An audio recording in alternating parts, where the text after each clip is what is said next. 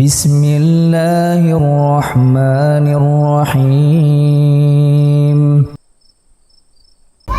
Semoga pertanyaan beliau mewakili semua kita, ya. Artinya adanya muncul perasaan berharap kepada manusia, kemudian rasa takut kepada makhluk. Dalam pembahasan ini tidak kita generalisir, ya.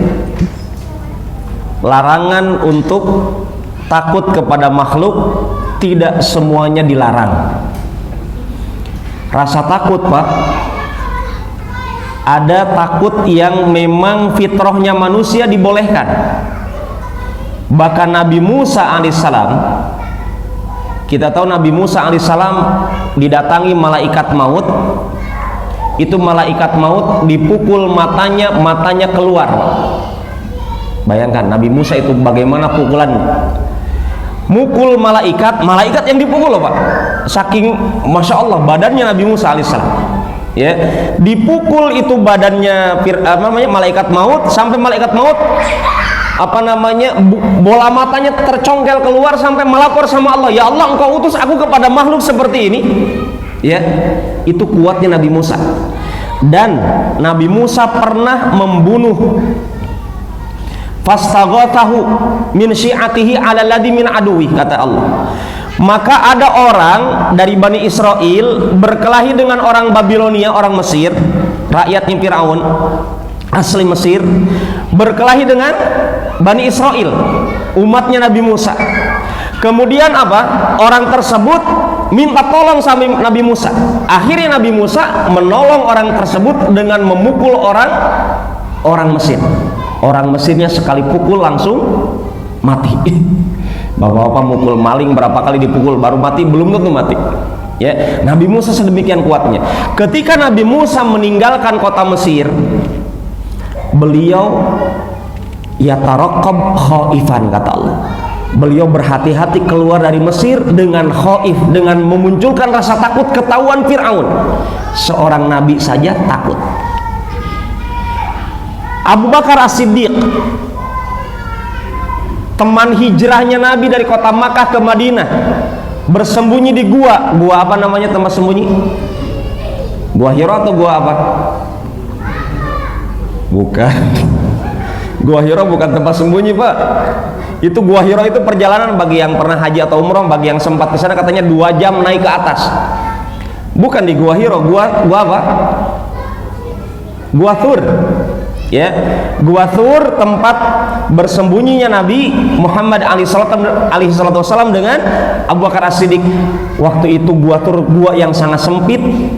Bahkan kata para ulama sejarah, kalau Nabi dengan Abu Bakar itu menjulurkan kakinya, meluruskan kakinya, itu dipastikan kakinya ketahuan orang Quraisy. Orang Quraisy ada di depan mulutnya gua.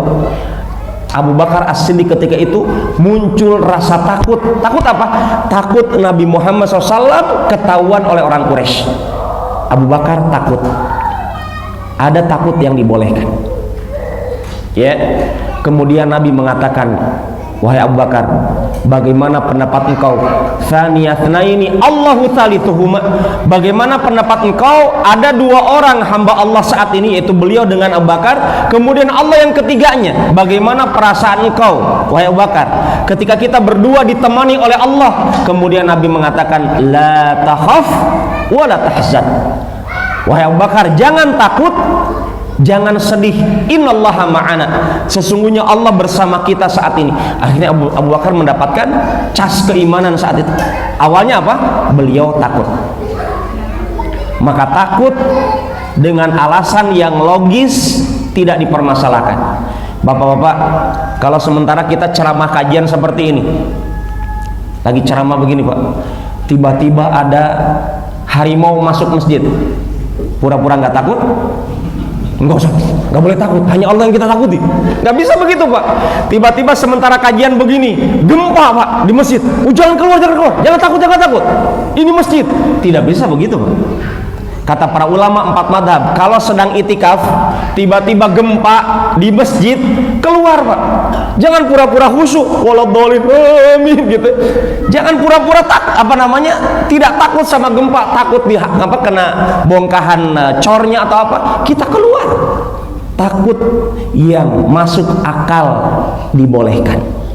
Takut dari maling, makanya bapak pintu rumahnya dikunci, ya, istrinya diingatkan, ingat tutup jendela, tutup gerbang. Kenapa? Karena logis, banyak maling, gitu kan? Ini takut dari maling, karena maling takut mencuri, takut membunuh, seterusnya.